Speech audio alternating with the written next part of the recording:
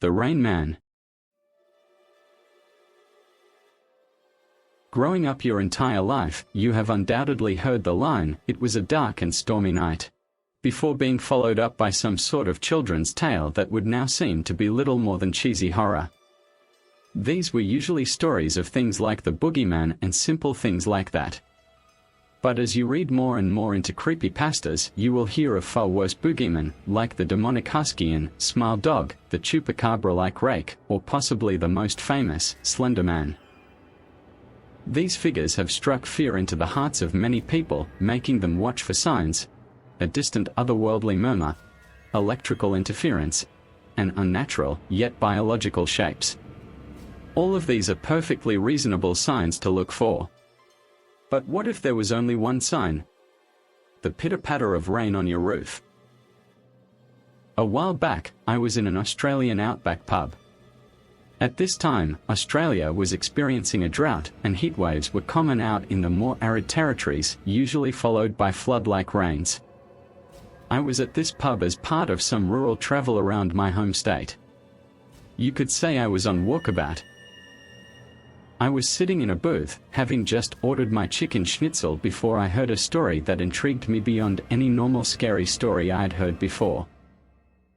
It was told by a father, most likely a local in the area, out with his son, who looked to be about 6 years old. The old man began telling his story, to which I'll make my best attempt to recall. There's a man that lives out there. Out in the outback. A man that moves with the rain. Supposedly back in the Oogabooga times, he said, likely referring to pre-colonial times, when Aborigines roamed the land. They used to do rain dances to talk to their gods to get it to rain. But when white people came, the Aborigines were enslaved, and they couldn't do their rain dances anymore. That caused a really long drought, much like the one we're in now, but this drought had a plague with it. The Aborigines had cursed the settlers behind their backs, and their children would die, their flesh would rot, and their crops would wither. The settlers got right on top of this and started tracking down and stopping the secretive rituals. But there was one occasion, down in Adelaide, where the governor came up to one of his friends' houses to deal with the problem officially. Now, this friend of his had lost his leg because of gangrene.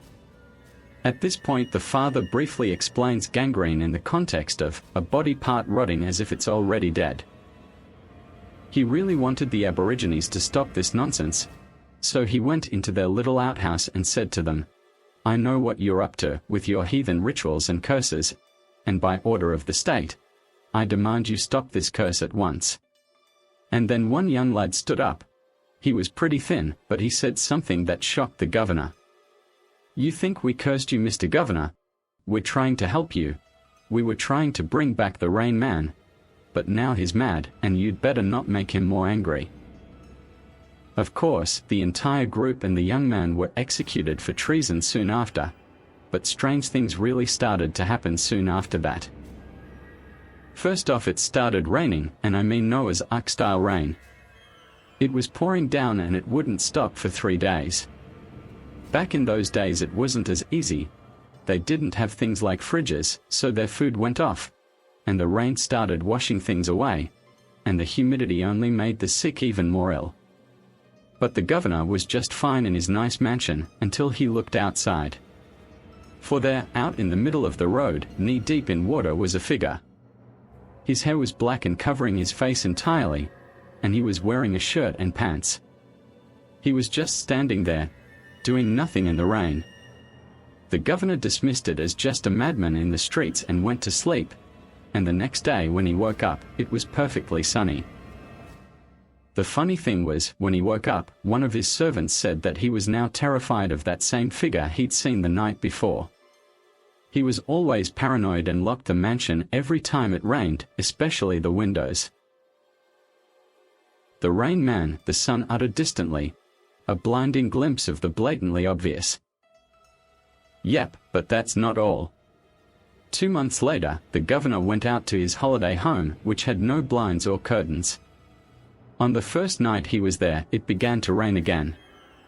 Being paranoid, he went for the curtains, but since there were none, He had to sleep without anything to keep the night outside. It wasn't too much trouble until the clock struck 12. The governor woke up in a cold sweat. He thought he heard thunder, but it wasn't stormy, and when he looked out his window, he was scared out of his wits. Standing there, on the windowsill, was the very same man he had seen during that 3-day flood. He wrote in his journal. I could see his face now. The man was clearly sick. His lips were blue and his skin was pale and incredibly cold-looking. His hair was wispy and black, like someone had upturned an ink bottle over his face. But his eyes, that was what terrified me the most. They were like 2 lanterns. Perfect circles, far too wide open for normal eyes. I looked at them and they seemed to make everything go dark. The governor hid in the study for the rest of that night and left the next day. He died naturally soon after, but was still haunted by his fear of the Rain Man. The child looked like death, scared out of his wits. And that's why you never messed with the boogeyman. I found the ending quite funny, a nice way to finish off a story, but I was still intrigued somewhat. I'm not gullible, but I do like the odd scary story, so I decided to look in my psychic encyclopedias for anything relating to the story of the Rain Man. And sure enough, I found a story. In the 1870s there were reports all around Central Europe of a man in the rain. Usually this would be considered fairly normal, if not for his unmoving stature. He wears drab clothes that are usually hard to identify beyond a long dust coat and pants. He is described to have the appearance of a balding man with dark-colored hair, white skin and very distinct eyes. Most reports claim them to be unnaturally large, like headlights with cat-like pupils, or no pupils and irises at all. In occult history, the Rain Man is said to move with the rain clouds, giving them feeling like an avatar. During World War I, a German infantry division was in the midst of a muddy firefight. In the chaos, a captain was writing a message to send back to Berlin about the division's progress. The firefight had been intermittent, lasting several days, and rain had been pouring down frequently, filling the trenches. The soldier wrote in his journal, I was writing a letter, requesting reinforcements 2 days ago, when all of a sudden, the gunshot stopped. Complete silence, as if a droning record skipped a beat. For a moment I thought the firefight had ended, but it was far too abrupt. The rain was the only sound I could hear. I was tempted to fall asleep, but not once I saw him. I noticed, as the gunfire stopped, that there was more light behind me, as if someone had walked in with a torch. But when I turned around to see the soldier, I saw no such thing, only 2 yellow eyes and an ash-black coat. I pulled out my bayonet and challenged him. The only sound I heard was the rain intensifying, and the man turned and left, gliding out into the trenches. I followed, but as soon as I went out, I was greeted with deafening gunfire once again, and no ash-black man. Finally, there is one last report made during the 1970s. It was a police report as follows.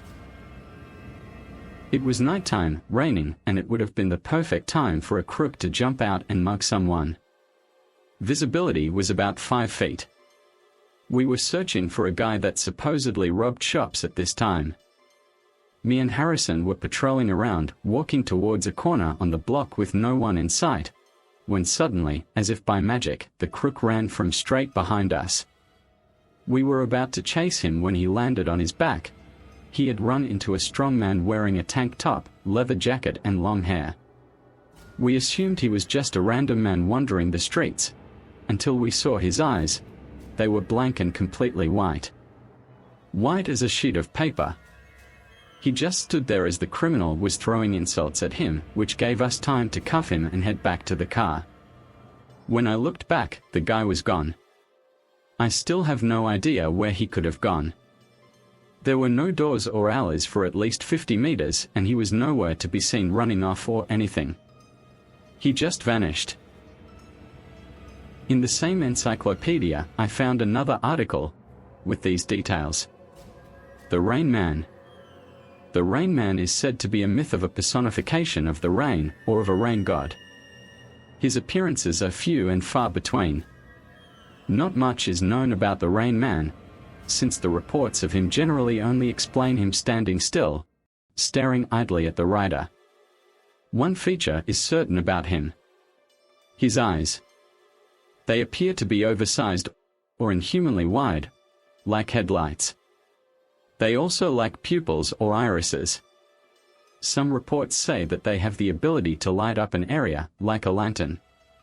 He also has a theme of long dark, usually black hair draped over his face in a similar manner to Ju-on. Ju-on is the grudge, just like the Japanese horror movie.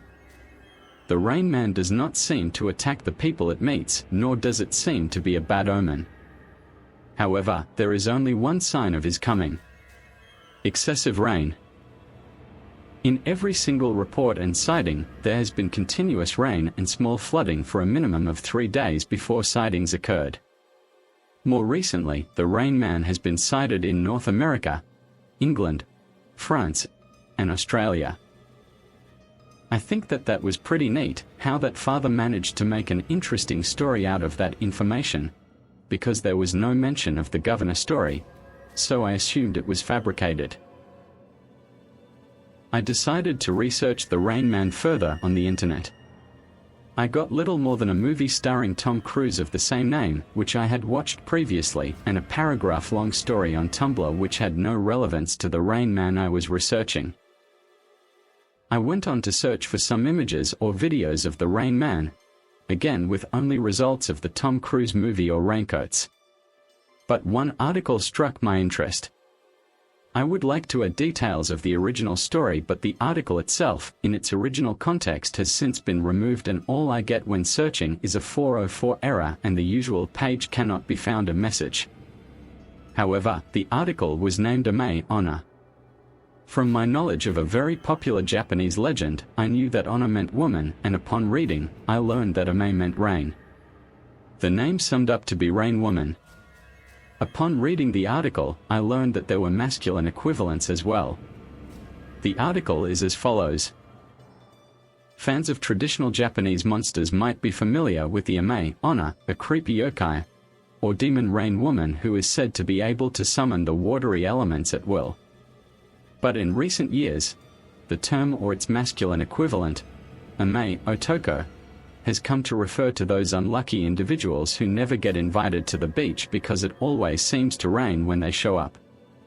And now that Tsuyu season is in full swing, those benighted folks are getting more flack than ever. According to the annual Ame Project survey by online site Weather News, 39% of respondents said they'd been accused of being an Ame Honor or Ame Otoko, although only 33% said they considered themselves to be one. Sounds pretty rough, right? Well, not necessarily. When asked what their reactions would be if called a rainmaker, 36% said they would be upset, but a full 41% claimed they wouldn't pay it any mind.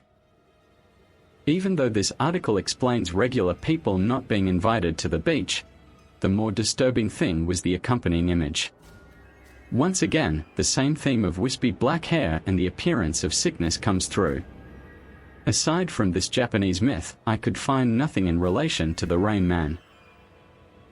I returned to my research on the Rain Man. I began looking at videos, and besides the aforementioned badly worded Tumblr story, I found very little. So instead, I went back to my supernatural books, of which I have an extensive amount. Besides very much the same stories and records, I began to feel like I was going in circles again. But I did find one note that was interesting. It was placed at the end of a description of his appearance, which was similar to what I found in my other books. First you will hear rain, intense rain. Then you will hear footsteps, boot steps. Your home will creak and moan, even if it is brand new. As the drenched man enters your house, he will open the door, as if it was unlocked, and you will hear the water drip from his coat to the floor. The footsteps will get closer as he approaches you, but stay in bed, pretend you're asleep, listen to the rain. And if you dare look at the Rain Man in the eyes, you are already done for. That note scared the pants off me. Not only did it go against the previous reference of a completely harmless Rain Man, but it also claims that he's a house invader too. Those things terrify me, which is why I am so infatuated with the Slender Man and the like. This now described him as a boogeyman that took you away, never to be seen again, and your only warning was the rain. As I looked further in my other books, the appendices listed the Rain Man in the same categories as other man-killers and child snatchers of the paranormal world, regardless of any notes otherwise in the books. I figured this couldn't be bad organization or editing, since it occurred in at least 5 different books. It seemed the Rain Man made people disappear, despite his stalwart appearance. I began formulating a picture of what the Rain Man would look like, and one image struck me as more like him than anything else. Even though it is an image of the rake, the eyes seem too much like the descriptions of the Rain Man to ignore. The eyes creep me out, and worse yet, it started raining funnily enough. From here, I'm not entirely sure what my research will do on the Rain Man. Hopefully it will be able to help anyone who encounters this lantern-eyed creature. Terrifying and paranormal as the rake. Stiff and ominous as the Slender Man. And of course, a boogeyman whose only entrance is warned by the pitter-patter of rain on your roof.